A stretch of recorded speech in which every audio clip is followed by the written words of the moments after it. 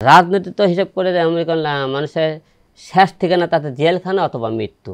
তাহলে এই রাজনীতি করে আপনি কি করবেন? সামনে নির্বাচনে আপনাকে দেখছি কিনা? আমি রাজনীতি একবারই ক্লোজ করে দিয়েছি। আমি আর নির্বাচন করব না, রাজনীতি নিয়ে কথা বলবো না। দেশের মনে করেন যেখানে যে আন্দোলন সংগ্রাম হিরো আলম যে কথাবার্তা বলতেছে এইটাও আর বলবে না। আমি রাজনীতিতে ফলাফল যোগ বিয়োগ আমি নিজে নিজে হিসাব করেছি, তে লাস্ট থেকে আর ফলাফলটা কি যোগ বিয়োগ গুণ সব ভাগ করে দেখে আমাদের ফলাফলটা জিরো। জিরো কেমন করে? ধরেন এই মুহূর্তে আওয়ামী লীগ ক্ষমতা ছিল, তারা ক্ষমতা যখন ছিল অত্যন্ত তারা মারামারি করছে, মানুষকে হত্যা করছে, জনগণ লুটপাট করছে। এর এখন নির্বাচন থেকে যাওয়ার পরে এখন কি বর্তমানে কি এরকে ক্ষমতা হারানোর পরে তাদের টাকা যত আছে সব কিন্তু আবার জনগণ লুটপাট করে খাইতেছে, সরকার তাদের টাকা নিয়ে আসতেছে, বাদ বাকি টাকাও দিল, সময় বাদ বাকি ধরা পড়ে জনগণের মার খেলো এবং তাদেরকে জেলখানায় রাখা হলো। সেম টু মনে করেন বিএনপি আবার যখন ক্ষমতাতে আসবে এরাও এরকম লুটপাট করে খাইলো, মনে করেন তারাও মনে করেন মানুষ হত্যা করলো, ক্ষমতা দেওয়ার পরে তারাও মনে করেন জেলখানায় গেল। তাহলে রাজনীতি তো হিসাব করে মনে করেন মানুষের শেষ ঠিকানা তাতে জেলখানা অথবা মৃত্যু। তাহলে এই রাজনীতি করে আপনি কি করবেন? কারণ মানুষের দেশও ভালোবাসার যে রাজনীতি সেইটা আর নাই। এখন দেশ নিয়ে চিন্তা ভাবনা, জনগণ নিয়ে চিন্তা ভাবনা করা, এই রাজনীতি আর মানুষ নেই।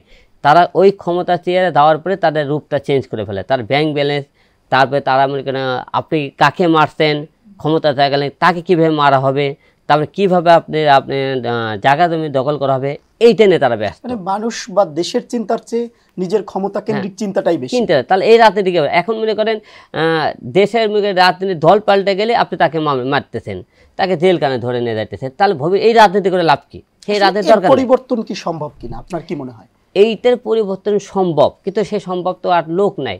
কারণ এটা সম্ভব, আপনি দেশকে ভালোবাসতে চান, আপনি জনগণের লুটপাট করা ছেড়ে দিতে হবে, রক্ত ঘামানো টাকা মেরে খাওয়া বন্ধ করতে হবে, আপনি প্রতিহিংসার শিকার থেকে বের হয়ে আসতে হবে। তাহলে আপনি জনগণও আপনাকে মারবে না, জেলখানা তো আপনাকে যেতে হবে না, এবং মনে করেন মানুষের ভালো দল চান, আপনারও ক্ষতি হবে না। পরিবর্তন কিন্তু এই জিনিসটা আমাদের ভিতর নাই। কারণ আমরা ওই ক্ষমতা পাওয়ার পরে আমাকে নিজের পোশাক পাল্টানোর মধ্যে আমরা নিজেরাও পাল্টে যাই। এই পরিবর্তনটা না। বর্তমানে দেশের যে অবস্থা আপনি দেখান যে আমরা ভালো আছি, দেশ স্বাধীনের পরে আপনি দেখান যে কোনো একটা ব্যক্তি ভালো আছে, ব্যবসা বাণিজ্য নাই। এই যে দেশ যাবে একজনকে আওয়ামী লীগ সরকার ক্ষমতা থাকবে মনে করি বিএনপি কারে কারে মারছে, তাদেরকে মারছে, বিএনপি ধরুন ক্ষমতা আসবে আওয়ামী লীগ কারে কারে মারবে সেটা নিয়ে ব্যস্ত হয়ে পড়ছে।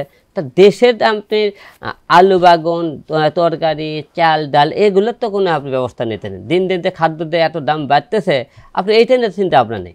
সবাই তো আপনি ক্ষমতা চেয়ারটা নিয়ে আপনি ব্যস্ত হয়ে পড়ছেন। তাহলে দেশকে আপনি ক্ষমতা কারে দেবেন? এই দেশটা ভালো করবে কে? সে লোকটাকে। এরা তো প্রতিহিংসার শিকারটা ভিতর থেকে যাইতেছে না, লুটপাট করে কিভাবে খাবে এইটাই তো যাইতেছে না। তাহলে দেশ পরিবর্তন কোথায়? আপনি এই চিন্তা যতদিন বাদ দিতে না পারবে ততদিনে আসলে ভালো কিছু হওয়ার না, ভালো কিছু হওয়ার কোনো সুযোগই নাই। আর আমি মনে করি সুযোগ নাই দেখে, এবং আমার দ্বারা মনে করি এটা হবে না। কারণ আমি 70 পথে ছিলাম, অল টাইম মানুষের সাথ দিতে পারি না। সে যত বড়ই এমপি মন্ত্রী হোক না কেন আমি কথা বলি, এই কারণে আমাকে দেওয়া হবে না। আর কারণ আমি 4 বার জাতীয় সংসদ নির্বাচন করার পরে 2 বার আমি পাস করেছি। পাস করার পরে তারা আমাকে ক্ষমতা দেয়নি। তাহলে আমি ক্ষমতা পাওয়ার পরে তো ক্ষমতা না দেওয়া হয় যে আপনি এই সরকার মনে করেন আসার পরে আমাকে ক্ষমতা দেবে তার কি শিওর?